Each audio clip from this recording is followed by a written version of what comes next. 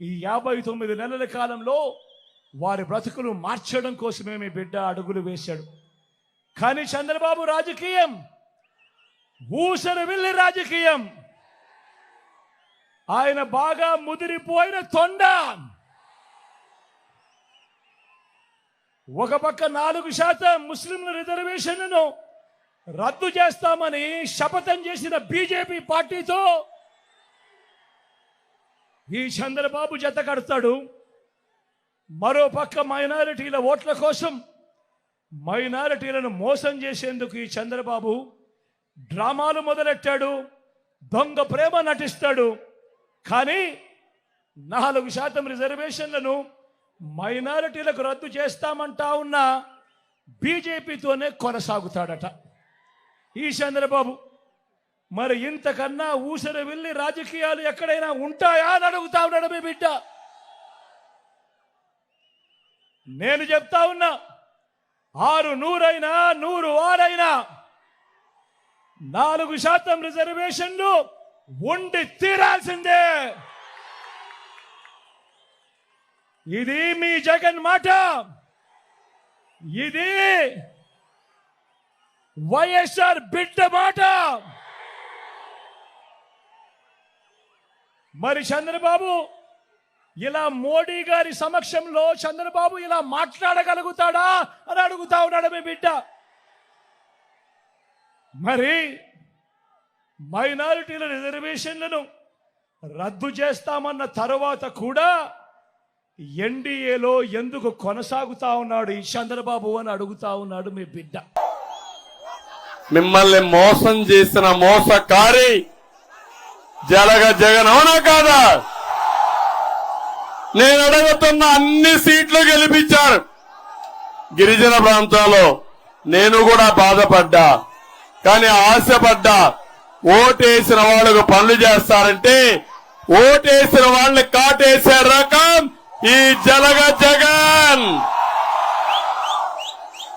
తమిళలో అభివృద్ధి జరిగిందా? ఒక రోడ్డు వేశాడా? ఒక స్కూల్ కట్టాడా? ఒక్కటంటే ఒక మేలు జరిగిందా అని అడుగుతున్నా. అత్యంత వెనుకబడిన వర్గం గిరిజనులు చాలా పేదరికంలో ఉంటారు, మారుమూల ప్రాంతాల్లో ఉంటారు, అడవుల్లో ఉంటారు. అలాంటి గిరిజనుల కోసం 16 పథకాలు తీసుకొచ్చాం. ఉన్నాయా తమ్ముళ్ళు ఆ పథకాలు? ఈరోజు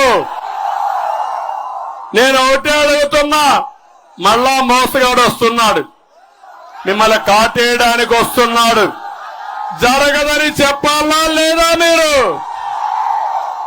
నేను అడుగుతున్నా, నేనున్నప్పుడు ఈ గిరిజన పిల్లలు బాగా చదివించాలనుకున్నాను. అవసరమైతే మీ పిల్లల్ని ప్రపంచంలో ఏ యూనివర్సిటీ కావాలన్నా పంపించి ఆ రోజు ఎన్టీఆర్ విద్యోన్నతి కింద మీ అందరి కోసం పాటుపడ్డా, నైపుణ్య అభివృద్ధి కోసం పాటుపడ్డా. ఇప్పుడు ఉన్నాయా కార్యక్రమాలు?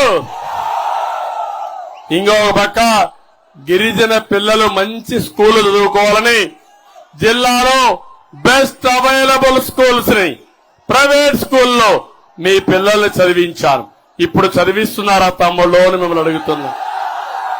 ఎందుకు గిరిజనుల పైన కక్ష మీకు?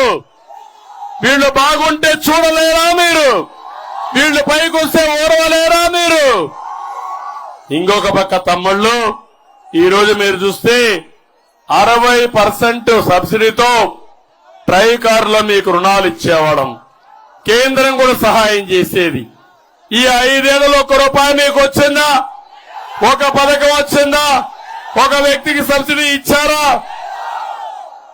ఇంకొక పక్క నేను ఆలోచించాను, ఏజెన్సీ ప్రాంతంలో పేదవాళ్లు ఉంటారు, పౌష్టికాహారం సమస్య ఉందని ఆ రోజు మీరు చూస్తే ఫుడ్ బాస్కెట్ పథకం తీసుకొచ్చి, గిరి గోరుముద్దల పథకం తీసుకొచ్చి బాలింతల్ని పిల్లల్ని ఆదుకున్న పార్టీ తెలుగుదేశం పార్టీ.